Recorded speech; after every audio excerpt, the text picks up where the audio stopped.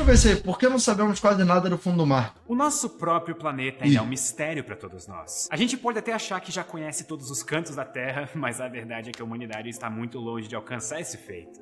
A maior parte da nossa casa nunca foi explorada, nem sequer mapeada. E o motivo para toda essa incógnita está embaixo da água.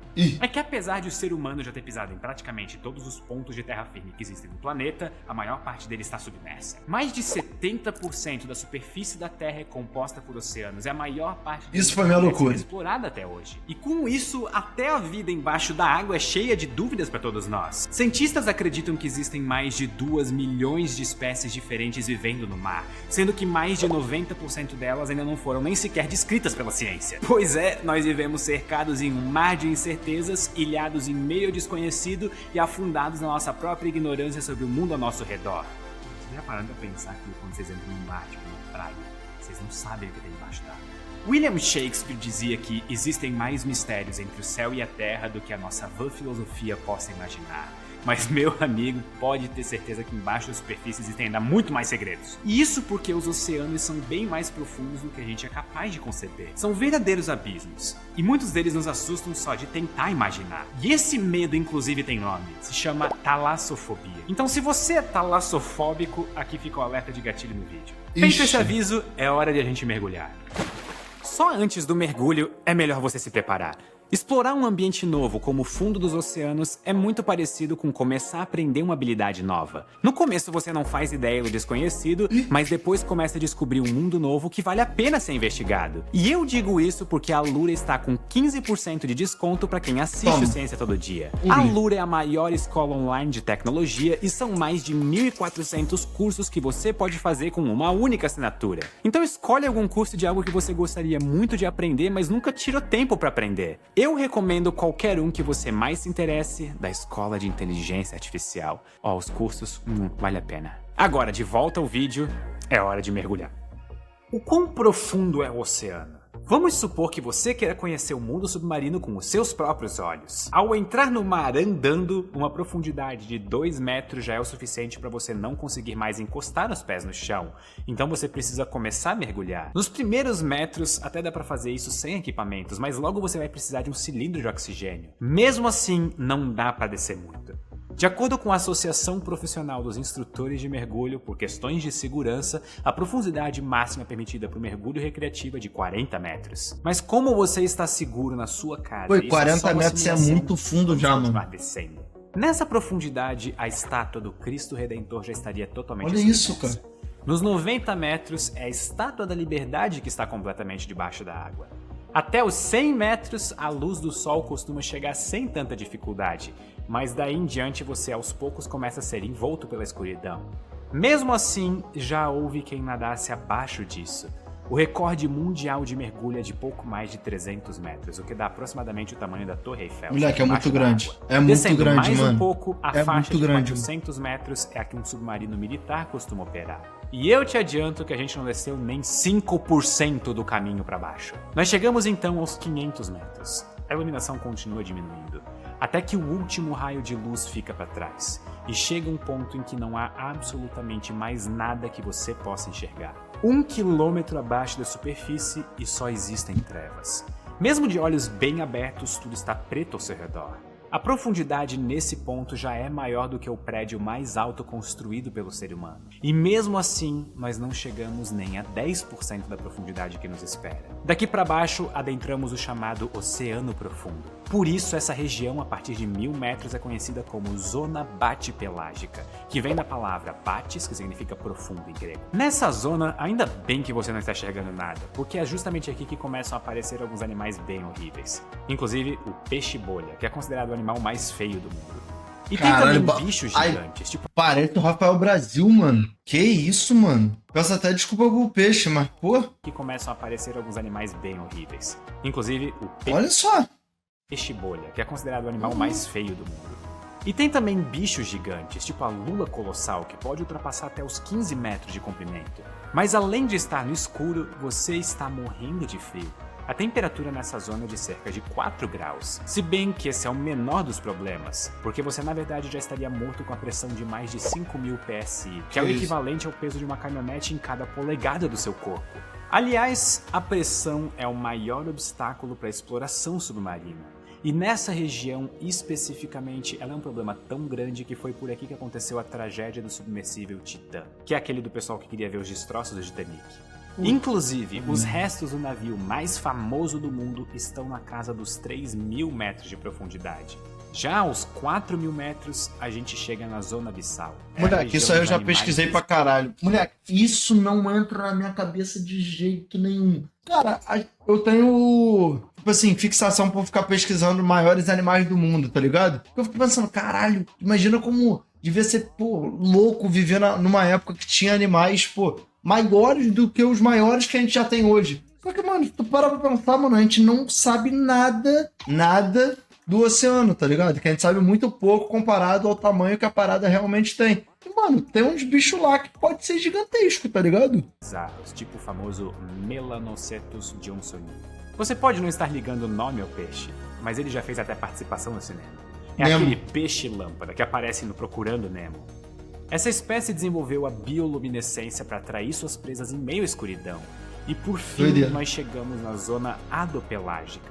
O nome vem de Hades, que é o deus grego do mundo inferior e dos mortos.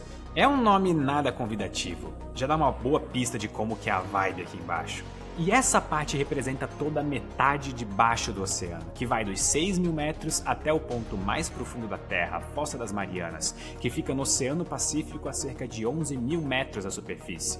E isso é mais do que a altitude do Monte Everest, com seus quase 9.000 metros. Ou seja, a Terra é mais profunda do que ela é alta. Obviamente, a Fossa das Marianas é extremamente difícil de se alcançar, mas seres humanos já conseguiram chegar lá algumas vezes. A história dessa conquista começa alguns milhares de anos atrás, com os estudos de Arquimedes sobre o empuxo, que é aquela força que puxa para cima Arquimedes os é meu corpos que tio. estão imersos em um líquido. Pesquisadores que Esse maluco sempre aí. tiveram o sonho de explorar um mundo embaixo da água se basearam nesses estudos para desenvolver alguma forma de criar uma máquina capaz de nos levar para o mundo subaquático e nos trazer de volta à superfície em segurança. Isso é muito importante. Até o Leonardo da Vinci chegou a propor um protótipo dos primeiros submarinos, mas eles só começaram a sair do papel um século depois. Nos anos 1600, o inventor Cornelius Drebbel criou essa engenhoca aqui, um barco a remo fechado conectado à superfície Cara, com que uma loucura. tubulação de ar. E esse é considerado o primeiro submarino da história. Nos séculos seguintes, versões mais modernas foram sendo desenvolvidas com motores a ar comprimido, combustão, diesel e até energia nuclear. E essas tecnologias permitiram mudanças nas estratégias militares nas guerras, com novas possibilidades de espionagem e de ataques aos inimigos. Por isso, diversas nações começaram a investir no desenvolvimento de submarinos, numa corrida que até lembra a corrida espacial durante a Guerra Fria. E assim como a Guerra Fria acabou impulsionando a exploração do espaço, essa corrida submarina intensificou a exploração dos oceanos. Cada vez mais novas invenções se tornavam capazes de alcançar pontos ainda mais profundos. Nos anos 1930, os americanos William Beebe e Otis Barton foram os primeiros a atingir os 1.000 metros de profundidade. Eles usaram uma batisfera, que é essa bola de ferro minúscula, só de olhar pra isso já me dá claustrofobia. E essa marca foi sendo ultrapassada em outros mergulhos nas décadas seguintes, quando nomes importantes para a oceanografia fizeram grandes avanços para a ciência e até para o cinema. Foi o caso do documentarista francês Jacques Cousteau, que desenvolveu nos anos 40 o Aqualung, que é um equipamento com cilindros de ar para poder filmar na água com mais facilidade. Mas foi em 23 de janeiro de 1960 que a história definitivamente foi escrita. O explorador suíço Jacques Piccard e o americano Don Walsh embarcaram no submersível. Pô, esse canal é irado, mano. Eles desceram durante exatas 4 horas e 47 900 minutos mil em direção views em à 8 Fossa das dias. Marianas, e se tornaram os primeiros seres humanos de todos os tempos a alcançar o ponto mais profundo do planeta Terra. E isso aconteceu quase uma década antes da chegada do primeiro homem à Lua. E assim como na conquista espacial, foi um feito que se repetiu poucas vezes dali em diante. Na verdade, a pessoa seguinte a descer até a Fossa das Marianas só fez isso mais de 50 anos depois, em 2012, e foi ninguém menos do que James Cameron, o diretor de Titanic. Não do navio, do filme.